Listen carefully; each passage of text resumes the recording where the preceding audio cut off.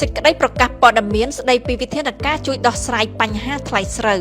ក្រសួងកសិកម្មរុក្ខាប្រមាញ់និងនេសាទបានតាមដាននិងកត់សម្គាល់ថាចាប់តាំងពីពាក់កណ្ដាលខែកក្កដាឆ្នាំ2025មកតម្លៃស្រូវសាមនៅក្នុងប្រទេសកម្ពុជាបានធ្លាក់ចុះជាលំដាប់ស្របពេលដែលតម្លៃអង្ករនៅទីផ្សារអន្តរជាតិបានបន្តធ្លាក់ចុះជាបន្តបន្ទាប់ចំណែកឯរោងម៉ាស៊ីនកិនស្រូវនៅកម្ពុជាភាគច្រើននៅសល់ស្តុកអង្ករចាស់ចុងអង្ករនិងកន្ទក់ច្រើនទន្ទឹមនឹងការកត់សម្គាល់នេះក្រសួងកសិកម្មរុក្ខាប្រមាញ់និងនេសាទបានចាត់វិធានការជាបន្ទាន់ដើម្បីជួយជំរុញលើថ្លៃស្រូវតាមរយៈកិច្ចសហការជាមួយនឹងក្រសួងសេដ្ឋកិច្ចនិងហិរញ្ញវត្ថុក្រសួងពាណិជ្ជកម្មធនាគារ ARDB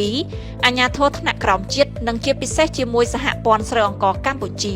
ដោយផ្ដល់ប្រាក់កម្ចីឲ្យរោងម៉ាស៊ីនជួយទិញស្រូវសាមក្នុងតម្លៃសមរម្យព្រមទាំងដាក់ពង្រាយមន្ត្រីទាំងថ្នាក់ជាតិនិងថ្នាក់ក្រោមជាតិឲ្យជួយសម្របសម្រួលរោងម្ចាស់រោងម៉ាស៊ីនកិនស្រូវនិងរករថយន្តដឹកឲ្យទាន់ពេលប្រមូលផលរបស់កសិករប៉ុន្តែផ្អែកលើស្ថានភាពថ្លៃអង្ករអន្តរជាតិបន្តធ្លាក់ចុះនិងស្ថានភាពកកស្ទះនៅរោងម៉ាស៊ីនកិនស្រូវក្រសួងកសិកម្មរុក្ខាប្រមាញ់និងនេសាទ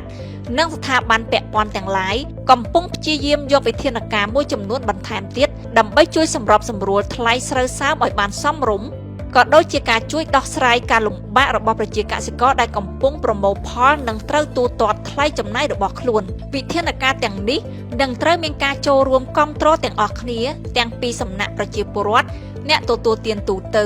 ក៏ដូចជាស្ថាប័នវិស័យឯកជននិងអាជីវករផ្សេងៗ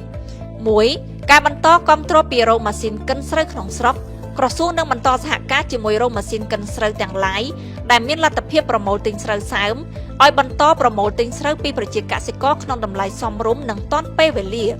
រោងម៉ាស៊ីនទាំងនោះនឹងបន្តទទួលបានកម្ចីជាទុនបង្វិលពីធនាគារ ARDB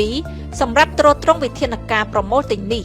2. ការជួយប្រមូលទិញអង្ករដោយសាធារណជនដើម្បីដោះស្រាយការកកស្ទះស្តុកអង្ករនៅតាមរោងម៉ាស៊ីនស្រូវក្រសួងសូមអំពាវនាវឲ្យសាធារណជនមេត្តាចូលរួមជួយទិញអង្ករទុកក្នុងតម្លៃទីផ្សារដើម្បីរំដោះស្តុកពីរោងម៉ាស៊ីននិងផ្ដល់លទ្ធភាពឲ្យមានទីកន្លែងសម្រាប់ស្រូបយកស្រូវបន្ថែមទៀតក្រសួងក៏បានគៀងគរថវិកាប្រមាណ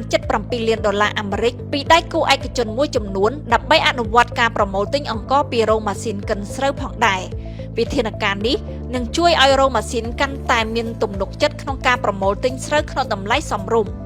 3. ការជួយបន្ធូរការកកស្ទះចុងអង្ករនិងកន្ទក់ក្រសួងនឹងសហការជាមួយសមាគមអ្នកចិញ្ចឹមសត្វនិងអ្នកផលិតចំណីសត្វជួយប្រមូលទិញចុងអង្ករនិងកន្ទក់ពីរោងម៉ាស៊ីនកិនស្រូវដើម្បីកែច្នៃជាចំណីសត្វ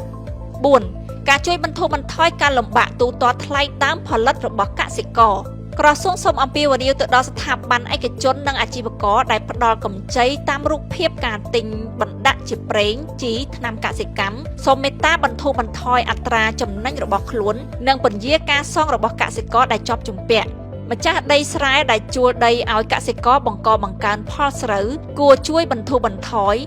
ឬលើកលែងថ្លៃឈ្នួលដល់បងប្អូនប្រជាកសិករក្នុងរដូវកាលនេះដើម្បីប្រជាកសិករមានលទ្ធភាពបង្កបង្កើនផលនៅរដូវក្រោយនិងមានលទ្ធភាពសងត្រឡប់វិញ 5. ការលើកទឹកចិត្តឲ្យចងក្រងជាសហគមន៍កសិកម្មទំនើបសម្រាប់ការស្ដារមកវិញនារដូវក្រោយក្រសួងសូមអំពាវនាវដល់កសិករឲ្យពិចារណាចូលរួមក្នុងសហគមន៍កសិកម្មទំនើប